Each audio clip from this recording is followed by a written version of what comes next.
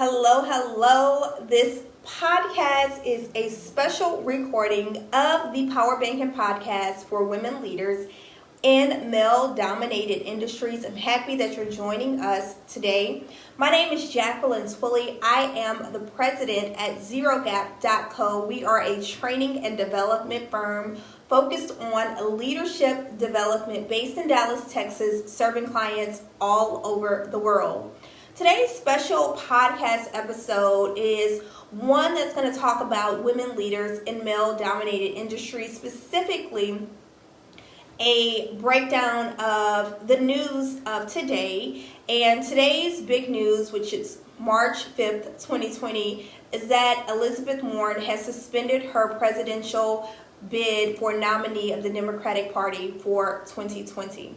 So, at the beginning of this election cycle, there were 6 women who were running for the Democratic nominee for president to be on the bid for 2020. Those women are Elizabeth Warren, a senator from Massachusetts, Kamala Harris, senator from California, Kirsten Gillibrand, senator from New York, Amy Klobuchar, senator from Minnesota, and Marianne Williamson, a self-help author.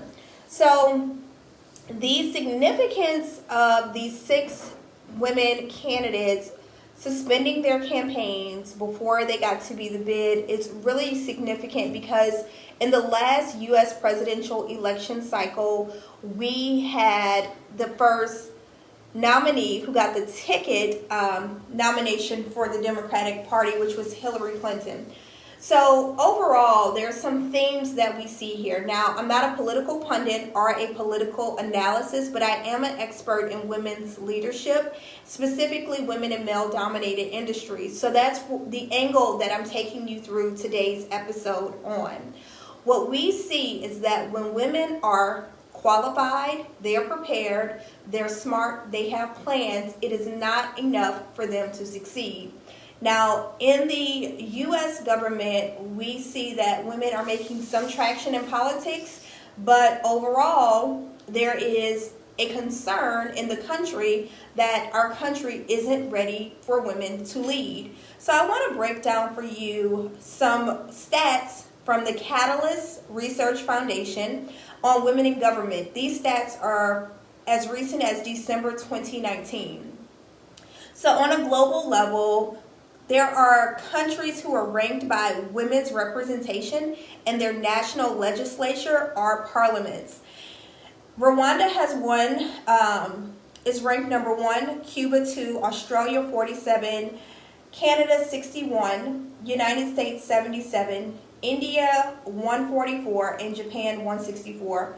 The rest of the top 10 in order of ranking are Bolivia, Andorra, Mexico, Spain, Sweden, Finland, Grenada, and Namibia. I'm going to post this because this is the Women in Government Quick Take, just giving you stats of women who are leading in legislature on a national level or in their parliaments. One of the most famous women who are leading right now in the world in politics is Jacinda Ardern, and she is the Prime Minister of New Zealand. So we don't have a head of state in the U.S. who is a woman, and that's why today was so significant. Elizabeth Warren was the last woman who was running for the presidential nominee, and so for the next 5 years, at minimum, we will not have a head of state that is a woman. I also want to give you some further breakdown stats of women in government in the United States. The 116th United States Congress had a record number of women, but is still a long way from being equal to the representation of men. So currently in 2020, this is the 116th United States Congress. As of 2019, women occupy 126 of the 535 seats in the United States Congress. And that's 23.6% of the total seats. And the breakdown further from that is that in the House of Representatives, women hold 101 of 435 seats. And in the Senate, women hold 25 of the 100 seats. Now, I'm not going to give you party breakdown because this isn't a political analysis. What I'm doing is setting the foundation for our conversation to show you that we have a very urgent issue with helping women to advance to the top ranks of leadership in male-dominated spaces. And the stats that I've just shown you shows that politics is still very male-dominated. So when we look at the breakdown, again, the House of Representatives, 23.2% of House of Representatives are women. In the Senate, 25% of the U.S. Senate, they're women. Now let's go back to Elizabeth Warren for a moment, because one of the things that we saw in this campaign towards the end of the campaign is that Elizabeth Warren did not get a lot of media attention. I put out a call earlier for people if they wanted to share their voice notes to be included in today's episode, and those will be attached in our episode. One of the first messages I got today confirmed my initial thoughts and the things that I wrote in my notebook as soon as I heard the news about Elizabeth Warren. One, I was very upset on a level of disappointment that our country is not ready to see a woman in the senior leadership role. And one of the reflections of that was a lack of media coverage. So in my first voicemail that I received today from my friend, attorney LaKanya Murray, who is a copyright and trademark attorney, but is also a very phenomenal business attorney and business advisor. She has 3 daughters, and you're going to hear her full story, and she said the number one thing was it's the media. The media did not give her attention, and I completely, wholeheartedly agree with that. And a couple of things that I wrote down in my notebook is that when we first saw images of women, the women who were running for president, one of the things I noticed a while back was the type of pictures that were portrayed in online and print media. The women's pictures that were used, and again I gave you those 6 candidates' names, some of the images were unflattering. They showed the women angry. They showed them with their mouth open, with their hand gesturing. They caught them in the mid-moment. So if any of us were having a conversation and we're talking and we're using our hands and our facial expressions are changing, a lot of the images that I saw captured women in an unflattering position. And so that's one way that the media shaped, and when I say media, I'm talking of the U.S. media as a whole, how they shaped those perceptions and images of women. As we know, perception is reality for quite a lot of people. So when you're seeing these women who look unfriendly, unapproachable, and just plain out looking weird, it doesn't lend to a person's idea of this is a person who can lead me. Now, all of the women are very qualified. They had extreme resumes that showed their diplomatic skills, their political savviness, all with the exception of one are senators in the U.S., so they understand the legislative process quite well. Another thing that I noticed was I listen to a podcast daily, and it's called The Daily, the name of the podcast, and it's by the New York Times, and they profiled only a select number of presidential candidates, and they did not have equal representation of male candidates and female candidates, and I'm not sure why they did that. But The Daily is one of the top-ranked podcasts in the U.S. covering daily news, including politics. And that is an example of women not having an equal platform on the exposure of media. So this podcast explored the women in depth. One of the things that I thought of today as I was thinking of the significance of Elizabeth Warren dropping out of the race is this. She didn't get a lot of media coverage. And when we take a step back and we look at being in a traditionally male-dominated space, one of the things that we know is that men support men. And when men mentor men, they typically mentor men who look like them. So people who have sponsors, now there's a difference between mentors and sponsors, and go with me because I'm creating this thread for you all. A mentor is someone who supports your career externally. A sponsor is someone who is internal to your organization, and a mentor can be internal as well. But the sponsor really paves the way. They put their name on the line to see you progress, and in many ways, if you have a sponsor, you are considered their protege. So, across all industries, but especially male-dominated industries, we see this happening where people who get pulled up the ranks, they have a sponsor, they are a protege to that sponsor. And so what happens is when we're looking at the research of people who have sponsors, sponsors typically pick a protege who looks closely like them. So if we have the majority of people leading organizations who are white males, and they are selecting white males to be their proteges, which means there is not equal representation in organizations. So I want to share with you again from catalyst.org some more research. And this is as recent as January 1st, 2020, this report, which will be linked to the show notes of today's episode. Catalyst tracks the current list of women CEOs in the S&P 500. Since the S&P 500 index, since the S&P index changes constantly, they don't maintain a historical list for the group, but rather a snapshot of the index. Now, this is why this is important. What they're telling us is that from the S&P 500, when they're looking at women in leadership positions, women still hold just 21% of instances where women are being moved to CEOs in Fortune 500 companies.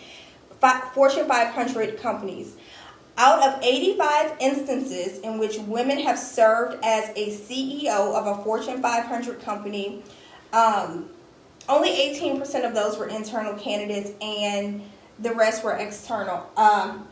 18% internal, the rest external. Here's why that matters. 85 women have been CEOs of Fortune 500 companies, according to this Catalyst report, and they're looking at a historical lens of women who are both in the S&P 500 and Fortune 500 companies. I'm going to link the full report so that you can see that. But this shows that this gap in leadership, in women's leadership within traditionally male-dominated industries, government and business, there is a huge gap, and there is a correlation between the two. In the corporate space, we see men who are sponsoring and mentoring men who look like them, which is a huge gap breakdown in terms of helping women get to the ranks. In politics, it's something similar. Here's why the media, from my perception, is not giving women the adequate representation. When we look at media companies, these are large organizations across the board. What we see is that men lead these organizations. And there's something that's called conscious bias and unconscious bias. I don't know what we have here, whether it's a case of unconscious or conscious bias, but women are not getting the equal types of media coverage and media time. And so when we look at how do we break the cycle, how do we get women who are qualified, who are prepared to be represented properly in their own ways? I listened to the Recode Decode podcast, which is the host of that podcast is Kara Swisher. And I'm going to link up to that episode because one of the things that I thought was women have to start purchasing media companies and running media companies if we want women in politics to get equal coverage and representational time. In this most recent episode of Recode Decode, Kara Swisher has a guest on that episode who shares similar thoughts. And in that episode, he breaks down that when you see people who are purchasing media companies, they're typically white men. And they're painting the story on their websites of what they want to see. So if we want to see more women have equal media coverage, one of the things that we're going to have to do is women are going to have to start coming together, and whether that's an online media company or it's television or radio, control our own narrative so that we're represented in the proper way.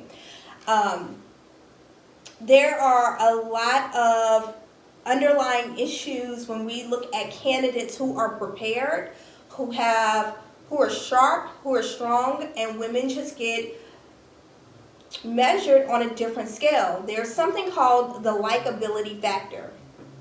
And so when we look at Hillary Clinton, when she was running for president in the last U.S. election cycle, a lot of people said she wasn't likable. She didn't have that likability factor. And there was the double bind that we talk about with women in male-dominated industries.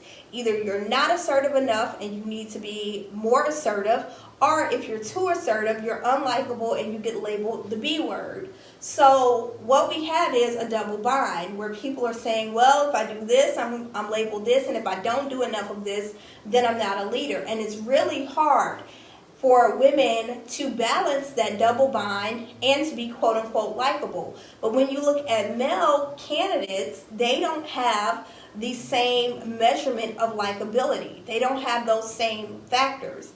And so what we see is a gender bias, whether it is conscious or unconscious. There is a serious bias from male candidates to women candidates, and it's not just on the media level, it's not just in government. It is a multifaceted problem, and for us to unpack this, one of the ways that we can start is that women can begin to start their own media platforms. So we can start controlling the narrative and stop being fascinated by the one thing that a woman political candidate wears, or when we're talking about her policy and where she's tough on policy, not also attaching a picture of her that looks weird or shows her in mid-sentence with her hands awkward and her mouth in a weird position, because those things are negatively impacting women candidates. I want to share with you a few things from a New York Times article that I pulled online that says, has a profile of all of the 6 women who were running for presidential candidate. And again, this will be linked up into the show notes. So Elizabeth Warren said, there's the opportunity for the next president are enormous. The opportunities for the next president are enormous. We can show worldwide whether it's possible for the next president to stop climate change. She goes on to talk about her plan for reducing climate change. They also quote her in this article. They asked her, where would she take her first international trip as president, in which she had a response. She also talked about some of the other ideas that she would have had, and so did each of the other political candidates. What we see here is that these women had well thought out plans. Some of their male political opponents did not have the same answers. They couldn't articulate some of these things, and some of the candidates didn't even know the foreign leaders of other nations. And so even though the women were prepared, they had plans, and they were qualified, they still didn't get the opportunity to be the nominee for the party. So what can we do as women leaders? Because this is a solution-oriented podcast. I am a problem solver. I am a solution-driven leader. So I want to share with you a couple of things that we can do. I've already shared we have to support women-led media companies. Subscribe to their channels, purchase a subscription, because that is one way that we can impact the tide. Now, on a one-to-one level, the women who listen to this podcast who are not involved in politics, but you are in a male-dominated industry and you can relate to these challenges, here are a couple of things that you can do in your leadership. You have to actively seek out areas where you can stretch yourself, and you have to be willing to talk about the things that you're doing. So a lot of women are taught, just work really hard, keep your head down, and somebody's going to recognize it. They'll give you that promotion or they'll give you the raise. That is not true. You have to make your aspirations known. So if you want a promotion, if you want to be put on stretch assignments, if you want additional opportunities to lead, make that known. If you want a raise because the work that you're doing is directly correlated to increased value that you're bringing to your organization, you have to be able to present that case in a manner that showcases the value that you add. And then once you showcase the value that you add, you're able to tie that to your request for increased compensation. Now, along the lines of that, the next step in the process for you is to be able to support other women. And so this is a matter of building relationships. So one of the things about building mutually beneficial relationships is that relationships take time. So this means that you're going to have to be intentional about going to events in your community or in other cities and seeking out like-minded women that you can build relationships with and support. The first place that you can start is joining a professional organization, and not just joining and paying your money, but joining the organization and getting active, because that's the way that you build those relationships. So you get active either on a committee or attending events regularly, whether it's a virtual committee or virtual membership or in person. Now, for those who are in a city where you don't have a lot of professional associations, I encourage you to join the virtual chapter of your organization, and at least bi-weekly, so once every 2 weeks, read some comments inside of the group. Comment on those, as well as posting articles and sharing your opinion on different aspects of whatever is in your professional association group. That's one way where you get to start building relationships with people. But when you go to in-person events, make sure you're taking the time to follow up with people. In my first book, Navigating the Career Jungle, I have my first chapter is all about networking. And that chapter says networking is not about business cards, it's about building mutually beneficial relationships. And at the conclusion of an event, when you've met someone, you should send them an email or a LinkedIn invitation to connect 24 to 48 hours after the event, before you forget them and before they forget you. And then after that, touch base with that person on either a semi-annual or annual basis, depending on the type of relationship that you have established. So you don't just want to meet people and connect with them once, but you want to nurture those relationships over time. And as much as possible, be in an environment where you get the opportunity to talk to people in person, over video, over some type of virtual device where you're building that relationship, because those are some of the things that's going to change the tide and help build on. One of the things that we saw with the 6 women who were running for presidential nominees this year is that they had strong networks, and that they need even stronger networks. And the next woman who's going to run for president and the next set of women who run for president, they're going to need equal support. So from here today, action steps. Find a woman-led media organization and support them, subscribe to them, purchase a subscription to them. 1, be very intentional about expressing your career aspirations and advocating for yourself. Support other women and begin to be extremely intentional about networking moving forward. Now, if you have any questions from today's episode, I'm going to do a follow-up episode to this. So send your questions to me at JacquelineTwilley.com. My email address is on that site, or you can message me through Twitter. On Twitter, I am Jacqueline Twilley. Until next time, PowerBanking community, continue to emulate excellence and eliminate excuses.